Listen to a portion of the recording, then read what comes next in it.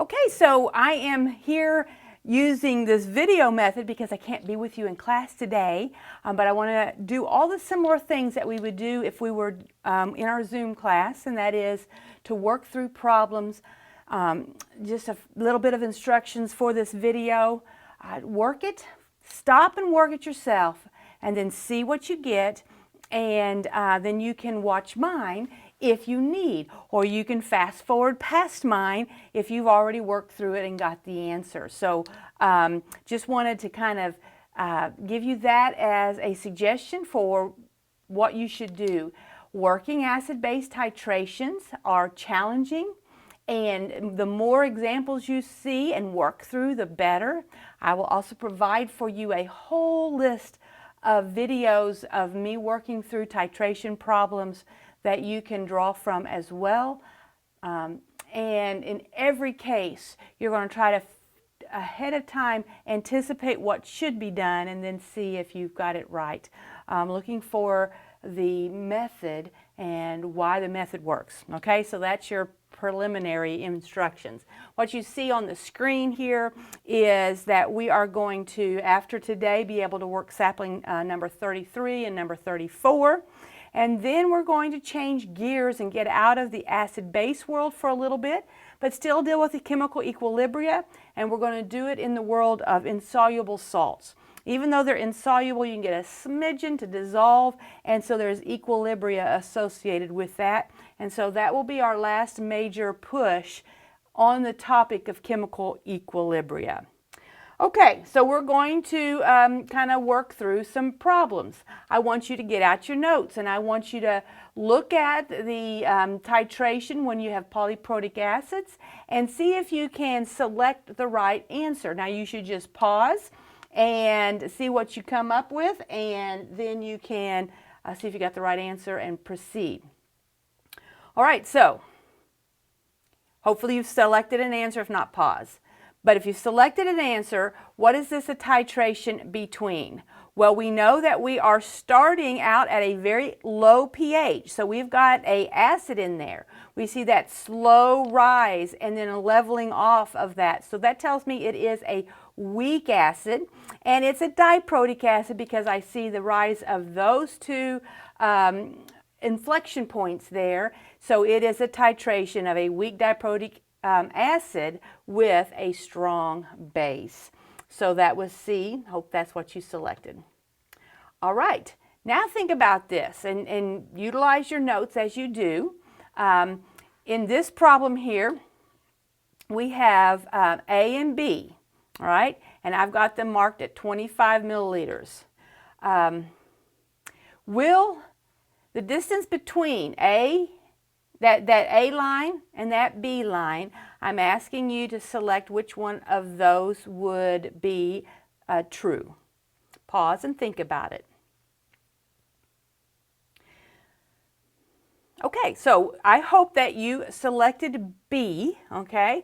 The length of that is not always going to be 25 milliliters to get to that first point, but it'll be 25 milliliters to get to the first, I mean, it might be some other amount to get to the first titration point. But however much volume it took you to get to your first titration point, it's going to take you exactly the same amount to get to your second titration point. So that will be B. All right, so now we're going to go into the world of working a bunch of problems. Okay, we'll use a light board here to kind of walk ourselves through this.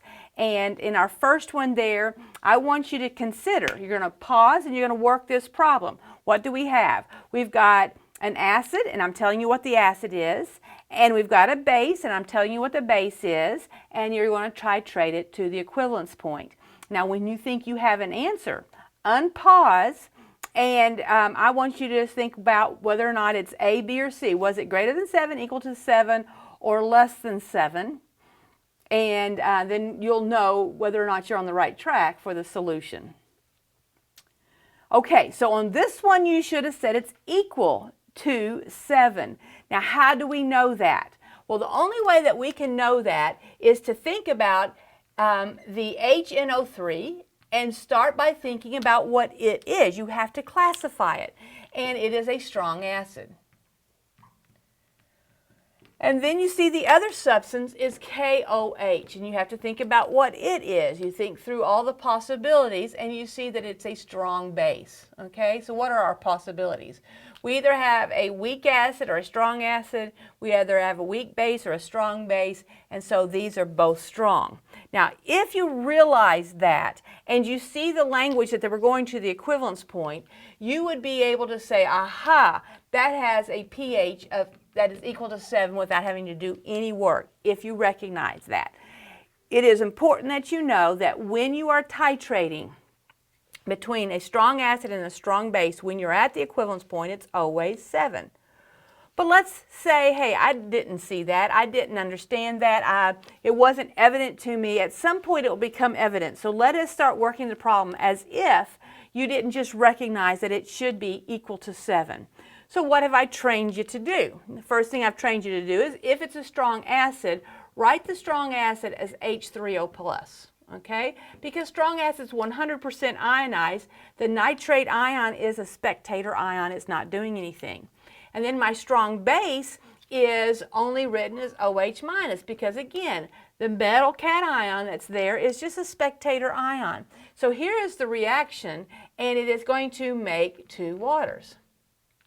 So you might say, okay, at the equivalence point, it's just making water. Aha, the pH is 7. And so at that point, you might recognize that it's a pH of 7.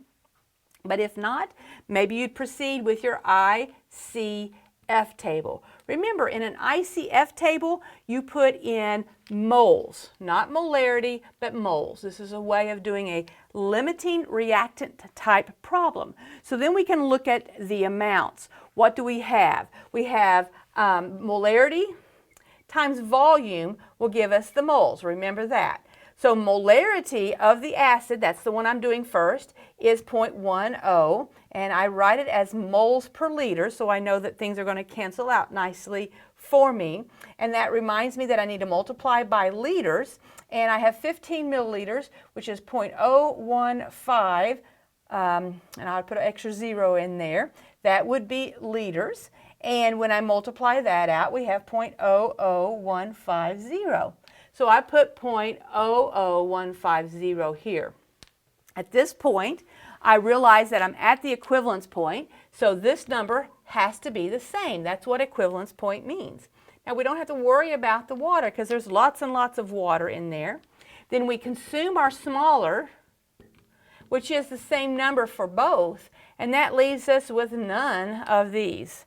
We have converted our acid, we've converted our base to water. At that point, you're going to scratch your head and say, how in the world am I supposed to do that? And then at that point, again, maybe you'll recognize that I've just got water. I don't have an acid, I don't have a base, I just have water, and the pH of pure water is 7. Okay, so all of that might be done in order to determine the pH, but I would like for you to be able to recognize that at the equivalence point, between a strong acid and a strong base, the pH is always 7, saving you from thinking through all of this. Doesn't hurt to work through this because this method is something we will have to do a lot in other problems. Okay, so we're ready to work through our next one. I'd like for you just to look at what I'm asking you to do. I determine a pH of this solution, and when you have come up with a pH for it, I want you to think about whether it was greater than 7, equal to 7, or less than 7 for this problem. Okay, hope you worked through it, and if you didn't, stop it again and work through this problem. But in this situation, we'll see whether or not it is greater than 7, equal to 7, or less than 7 based upon the amount that we have there. It is actually going to be less than 7. It is an acidic solution. I'm going to verify with my work here. Yes, it is an acidic solution. Okay, now, I know that a lot of students miss this one. They get that it's acidic, but they don't quite get the right pH. And there's something that we have to be careful of and watch out for. So when we have our HClO4, that's a strong acid. And so I'm going to go ahead and write the reaction. The strong acid, which I represent with H3O+, and then barium hydroxide is a strong base. So we're going to put OH- here, and we know that it will go to completion because a strong thing pushes it all the way to completion, and it's the same reaction as the previous one, but we're not going to be at the equivalence point, okay? So we're going to do ourselves an ICF table. Remember, it's not an E but an F, where we're pushing it to completion, and it's a limiting reactant type problem. We want to put moles in order to work this. So now our goal is to come up with the moles of these two things. So let's do the acid first. For the HClO4, okay, the molarity was 0.1 moles, and I'm going to be really specific here, and you're going to see why in a little bit. Moles of what? Moles of HClO4, okay, per liter of solution. Okay, this is something that, well, I'll talk about it here in just a minute. So now we're going to multiply by how many liters we had, which is 0.0150 liters. And the liters will cancel, and I'll be left with moles of HClO4. But this is a step that I don't talk about very much. This is an assumption that we kind of make in our head. The moles of HClO4, for every HClO4, you're going to have 1 mole of H3O+. You produce one H3O+ for every mole of that you have. So in this case, we are left with a value again of 0.00150, and that's moles of H3O+. Rarely do that step because it's almost always a 1-to-1 anyway, and it will be in most cases. Now, the next one, the reason I'm doing it is really to help us see the next guy, barium hydroxide. When we take the molarity of barium hydroxide, it's 0.1 moles of barium hydroxide per liter. Right? That's what molarity means. So if we multiply by our volume, which was 0.005 liters, that's going to give me moles of barium hydroxide. But what do I put into my equation? I put just moles of hydroxide. So I have to remember that for every mole of barium hydroxide, there is going to be 2 moles of hydroxide. And this is what, for those of you who worked through it, most likely you forgot to realize, okay? So then we end up with a value of, and I'll write it down underneath, 0.01 moles of hydroxide. Okay? So now we've got our moles. Seems like I'm missing a 0. I am. I'm missing a 0.005. I'm actually missing a couple zeros, so bear with me here. I don't want to lead you astray. Yeah, I've got 2 zeros there. 0.0015. Okay. Yep, I just did it in my head. That's exactly right. Okay, so now I'm ready to put that information up in my table. The moles of this is 0.0015, and the moles of the other is 0.0010. So I am consuming up the smaller of the two. This reaction proceeds until it has to finish, and it finishes when it uses up one of the reactants. So I'm going to have this here, and the same amount here. Now, of course, I'm producing that much water, but we have a lot of water. It doesn't really matter. And that leaves me with 0.0005 of the acid and nothing of the base. So now I know what I have down here. The last thing I'm ready to do now is to realize I've got an excess of the acid, right? So I know that pH is equal to the negative log of the acid concentration. Now, working through this, a real common mistake is to take this number and plug it in here. But remember, this is moles. We need molarity of what's in that flask. So we're going to have to first figure out the concentration of H3O+. And the concentration would be the moles divided by the total volume. I have 15 milliliters of the acid. I have 5 milliliters of the base. That's 20 milliliters, or 0.02 liters. Now I know the molarity, which was 0.02, looks like a 5 to me. Can't read my handwriting. Maybe I ought to grab out I don't have it on me. Let me think, 5 divided by 2. Yes, that's correct. All right, so that is the molarity of that, and now I get the pH. Okay, so it's the negative log of 0.025, and that value is 1.60. Okay, so it was acidic. And even if you forgot this step, you would have seen that it is acidic, but it's probably a little bit lower pH than some of you got, and this is how you would work through that problem.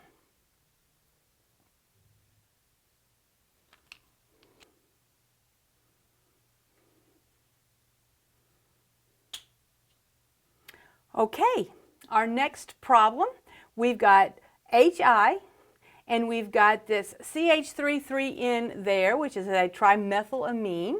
And I want you to pause and see if you can set up your table and work through this problem. The first thing I would like for me to let you know is whether it was greater than, equal to, or less than 7. And in this case, it's going to be greater than 7. We see there that we have got more base than we have acid. So we're going to consume all the acid and we are going to produce a base. So that is going to tell me that it's going to be greater than 7. Now, in terms of the value, if you got 9.98, you know you did your work correctly. I should have told you these in the other problems. And you can skip ahead if you'd like. But I'm going to go ahead and work through the problem itself. As soon as I see that I have HI, I know that's on my strong acid list.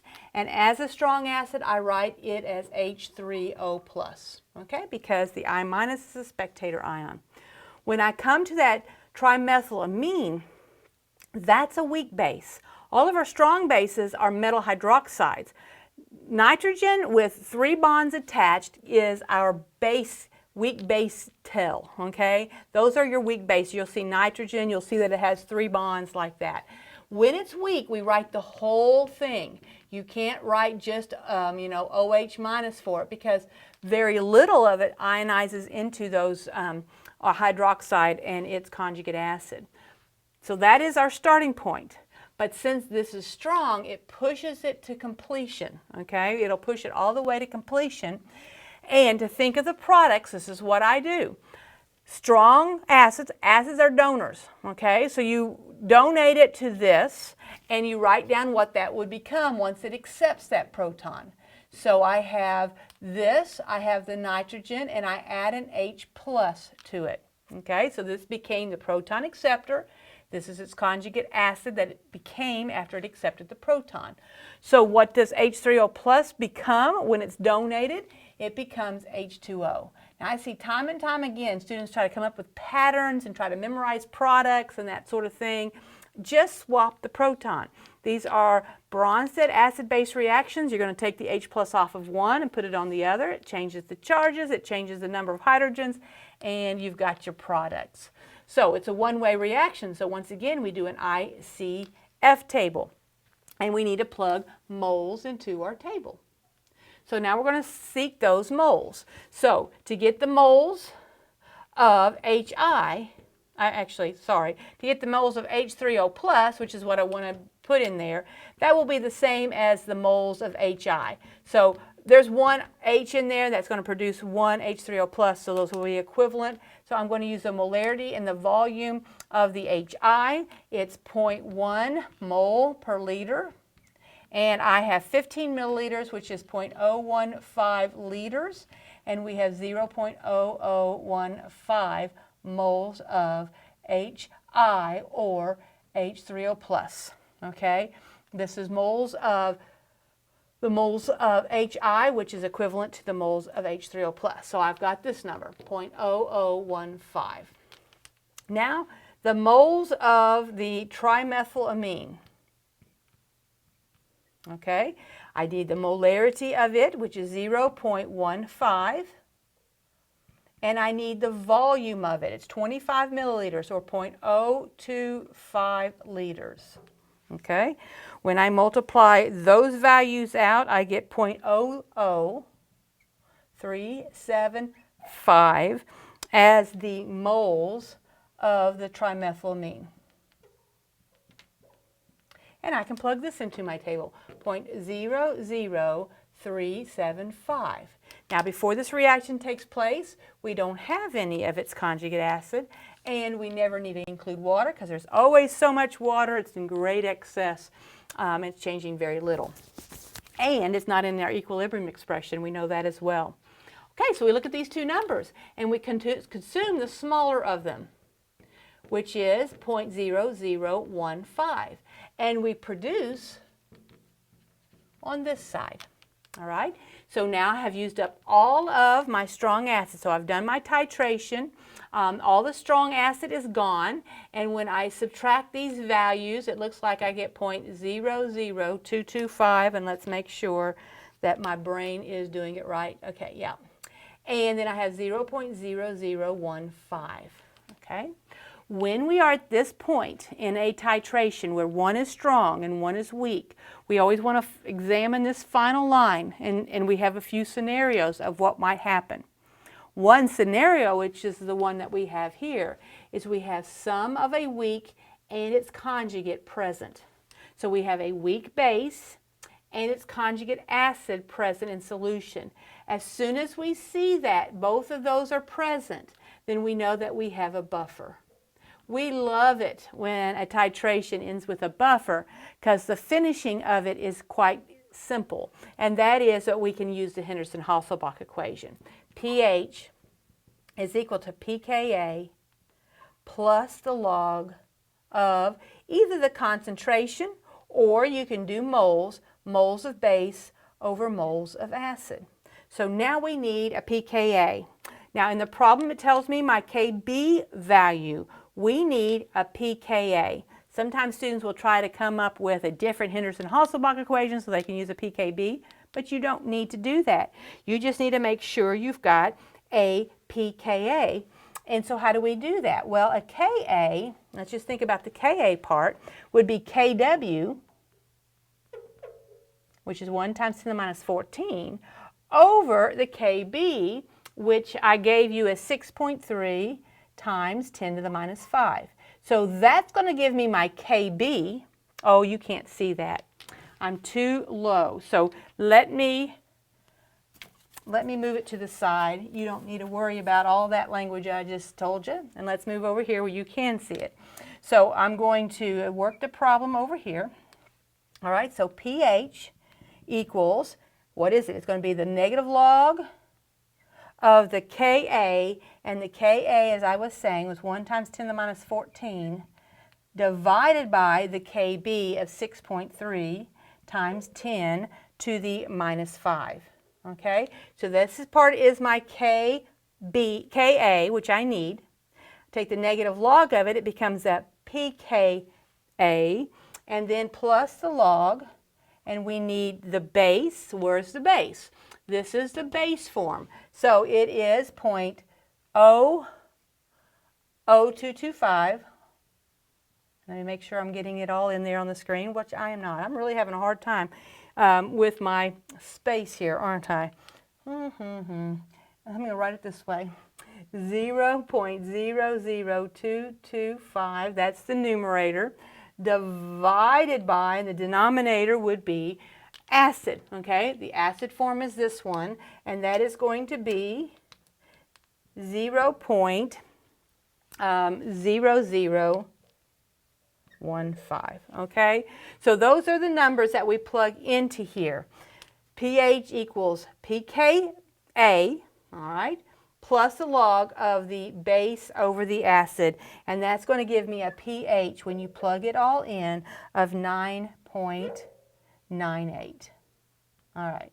My next one I'll do a little bit better, keeping it all on the screen for us. But that is, and I'm going to make myself right now a line so I know where to not go down below.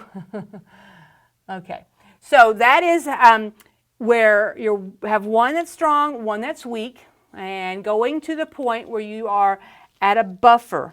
Okay, so that's a typical type of titration problem that you should be able to do. Okay, so what do we have here? We've got a titration between HF and NaOH, and it's telling me it's at the equivalence point. So before you do any work whatsoever, I don't want you to put pen to pencil, no, pen to paper, or pencil to paper, until you predict which one of those it is. You should be able to predict because we should know at the equivalence point what the pH should be for every variety of titration we're going to give you. So pause, think about it, and then select one. Okay, since the base is strong and the acid is weak, I think of it this way: the strong wins, and it's going to have a pH greater than 7. It's going to be a basic solution. We're going to see why it's basic as we proceed, but that's my little mnemonic or thinking through of which one wins. It will be strong at the equivalence point, but the reason it will be a base solution at the equivalence point, and the reason it'll be a base solution is because you're producing a base at the equivalence point. Now, just want to say this, okay? Calculating the pH at the equivalence point when one is strong and one is weak is a pain in the rear end, okay? We're just going to face facts. It is a lengthy calculation. I will say that it is very common for us to have this one type of lengthy calculation on your exam, so you need to make sure you can do it. But you will always have two big chunks to do, and you just need to prepare yourself for that, okay? So let's walk through it. First, I'm going to tell you what I get, 7.95. So if you got 7.95, you can pat yourself on the back. You can choose whether or not you want to proceed or not proceed with this problem. But I will work through it. And this is the last one. So if you got the value of 7.95 and you feel good about your work, you're done, okay? You don't need to continue with me at all with this. All right, so let us start with the reaction. HF, it is a weak acid. As a weak acid, we write the whole thing. You don't write just H3O+. A lot of times people forget that this is a weak acid because HCl, HBr, HI, they're all strong acids, so why not HF? But it's not on our strong acid list. So when it's weak, we write the whole thing, not H3O+. And then we go to the sodium hydroxide. And sodium hydroxide is a strong base, so we will only write OH- for it. Why do I have you do that? I have you do that because if you'll get rid of the spectator ions, get them out of the way, then it's easy just to see that you've got a swap of the proton, okay? That proton swap is happening. So the acid donates to the base, the H comes off of here and goes on to there. When it comes off of here, you're left with F-. When it goes into here, it produces H2O, okay? So that is our one-way reaction in which we are able to do an ICF table. What do we put into our ICF table? We put in moles. You're hearing me say this over and over again because I just want to drive that home over and over again. So now, the moles of HF, I'm going to take the molarity, which was 0.1, using a lot of the same numbers, aren't I? I'm going to multiply by the volume, which is 0.015, and that is giving me 0.0015 moles of HF, and I can plug that right here, 0.0015. Okay? Now let's do the moles of the base. Moles of the OH-. That will be the same as the moles of the sodium hydroxide because there's one hydroxide in the sodium hydroxide. So I take the molarity of the sodium hydroxide and they don't give me the volume. So I can't do it that way. But I remind myself, hey, they told me that it was at the equivalence point. Okay? As soon as I know that it's at the equivalence point, and I'm like, what am I supposed to do here? I'm like, oh yeah, equivalence point has a very definite definition, and that is, it's where you have equal moles of the acid and the base. So at this point, I now know how much base I have. They didn't tell me the volume, but they did tell me it was at the equivalence point.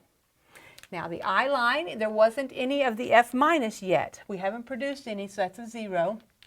And we have, don't worry about the water. So we look at these two numbers and they're the same. That's because it's at the equivalence point. That's why we made them the same. But our change line is the reaction taking place. So I'm going to be making some of this. I have consumed my weak acid. I have consumed my strong base. That's the definition of being at the equivalence point. And I have produced this F-. okay? When I get to my F line of a titration, I have to consider, where am I? What is the possibility? And in this case, I have produced only this guy, and I have to think about what this guy is. If HF is an acid, then F minus is its conjugate base. So we have produced a base. And that is right there why. Okay, it's nothing about the base winning. It really isn't. The reason the pH is greater than 7, the reason it's a basic solution is because we are producing a base right there. Now, that's all we have is a base. What kind of base is this base? It is weak. As a weak base, in order to calculate the pH, we have to realize, well, this base is going to do what bases do when you put them in water. And this is why, when you're at the equivalence point, it's a pain because you have to follow up this ICF table always with an ICE table of this guy behaving as it would in water to reestablish its equilibrium with its conjugate. So this guy is sitting in water. This is not a strong reaction. This is a weak base in water. Now again, I see people trying to come up with patterns and try to figure out what the products are. But remember, this is a base. And as such, it's a proton acceptor. Who's he accepting from? Water. When he accepts, what does he become? HF. And what does the water become when it loses its H plus? OH minus. Okay? So it's not because it's the reverse of this reaction. It's because a base is a proton acceptor. Okay? And we have an ICE table instead of an ICF table because it is an equilibrium. And what do you plug into an ICE table but molarities? Okay, we're going to put molarities in this table. I don't care about this. It hasn't had a chance to make any of that yet, so those are 0. But I have to put molarity here. Do I have molarity? No. I have moles, okay? So we're going to have to do a little subroutine, and I'm going to do this subroutine over here. I have got to figure out the total volume because in order to get the molarity of HF, okay, I have to have the moles of HF, which I have, okay? I do have that number, but I need the total volume, and I don't know that yet. I know I put 15 milliliters. So you see up there, I have 15 milliliters of the HF, but they didn't tell me how many milliliters of the sodium hydroxide I had. So I need a total volume. So I'm going to figure out first how many milliliters of the sodium hydroxide I have. Now, how am I going to do that? Well, I know how many moles. And I'm going to come over here. In order to do this titration, I had I can move it up a little bit. I'm going to do so. I had 0.0015 moles of the hydroxide. And that source of that hydroxide was my sodium hydroxide. So this is also, that's equivalent to 0.0015 moles of NaOH. I know that. What I want to know, volume. Well, I know the molarity. So I can say I don't want moles of the NaOH. I want the volume of the NaOH. And the molarity of that NaOH was 0.1 moles per liter. So I'm going to be able to do this division, and that is going to give me 0.015 liters of solution from the sodium hydroxide. Okay? So now I know the volume of the sodium hydroxide. And I know, is that right? 0.1, 0.0015. Oh, yeah. So it's the same as the other guy. So if I add that to the 0.15 liters of solution from the HF, then I have 0.030 liters. Now, before we move on, oops, you can't see that. When you add those two together, golly, you have 0.030 liters, okay? Now, look at the problem for just a minute. See how they're both the same molarity? I had a 0.1 molar solution of HF and a 0.1 molar solution of NaOH. Since they're both the same molarity, and they're both a 1-to-1 reaction, then they're going to both have the same volume. So that's sometimes, that would have been easy to, if I'd seen that, I wouldn't have had to done this whole little rigmarole here. But if you have the same molarity, to be at the equivalence point, you have to have the same volume. So then you could say, okay, I got 15 of one and 15 of the other. That's 30 milliliters or 0.03 liters. Okay, so why are we trying to do this? We need to put in molarity here. So I'm going to take my moles, 0.0015, and I'm going to divide by my volume, total volume, which is 30 milliliters or 0.03 liters. And that is going to give me the molarity to plug into this table, which is 0.05 molar. Okay, that is going to be what I'm going to place into this table right here. Okay, so now I'm going to, I don't know, this is not going to completion, so I don't have a change line, but I know that some of it will react, some of this will be produced. And we're just doing a weak-based problem, okay? 0.05 minus x, x, and x. As a weak base, and I like to write that down so it keeps reminding me, I need a Kb, not a Ka, okay? This is a base reaction, so I need a Kb. They gave me a Ka, so I can take 1 times 10 to the minus 14 and divide by that value of 6.3 times 10 to the minus 4.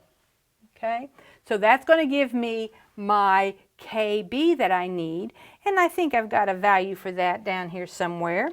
That was 1.6 times 10 to the minus 11. Okay, and that would be equal to products over reactants raised to the power of their coefficients. So it would be x times x, which is x squared, divided by 0.05 minus x. Now, can we assume that x is really, really small? Can we assume that, and I'm going to do it in a different color here, can we assume that x is much, much smaller than 0.05 and ignore that x term? Well, how do we know? Well, we look at our K value. Our K value is tiny. So we are going to make this assumption and see if it works out, but we're going to assume that is true.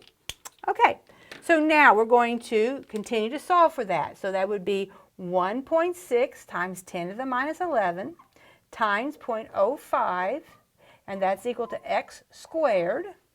So if we take the square root of both sides, that is going to give me x. And the value of x is 8.9 times 10 to the minus 7.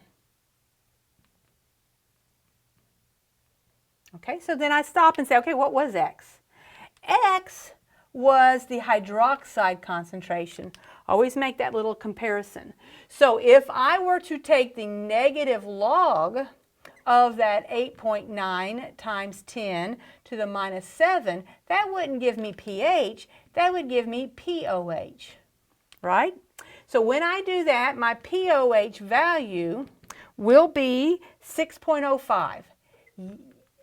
All right, 6.05, and then my pH will be 14 minus 6.05, okay, and that's going to give me the 7.95, okay? So it is basic, it's ever so slightly basic, but we have determined the pH of this. Now, did I say it's a lengthy calculation?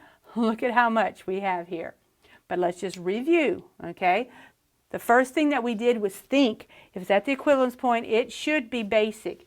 So that at the end you can check, yes, it's basic, okay? So that's the first thing we did.